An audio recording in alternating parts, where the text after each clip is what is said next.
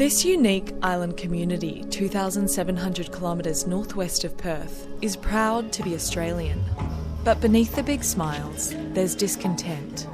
Baliknya selain dari itu, macam mau bilang ni government dia macam dia sedikit dia justakan kita. Rumney Mokta's ancestors were brought to the islands as labour in the 1820s to work in the booming copra industry under the rule of the Clooney's-Ross family. The trade that's been given you is the king of Cocos. Is that fair? I'm the senior person here, that would be fair enough, but I certainly don't style myself king.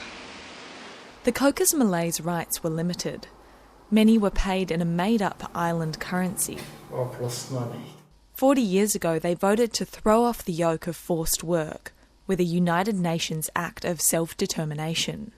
They wanted to integrate with Australia against the wishes of the Clooney's-Ross family.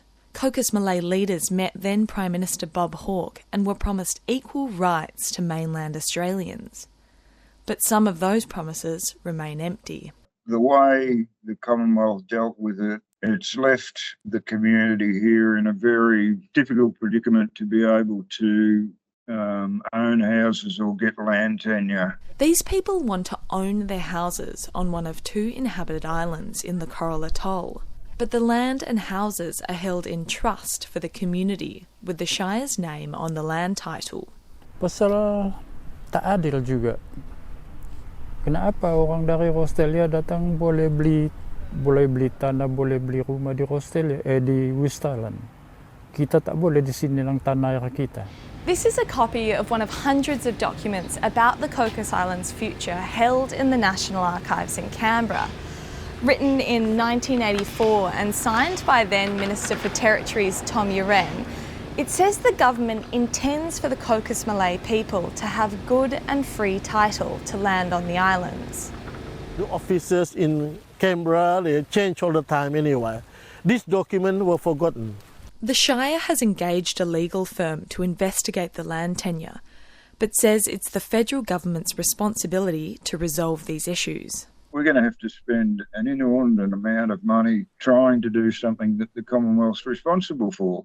And that's just a smack in the face for the people of Cocos Keeling Islands. And it's not acceptable in this day and age.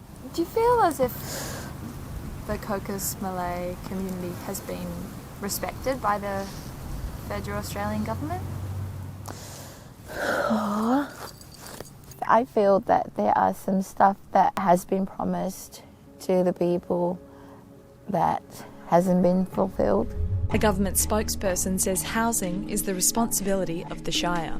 The Prime Minister, Anthony Albanese, and other ministers have been invited to the islands to celebrate the 40th anniversary of the UN vote.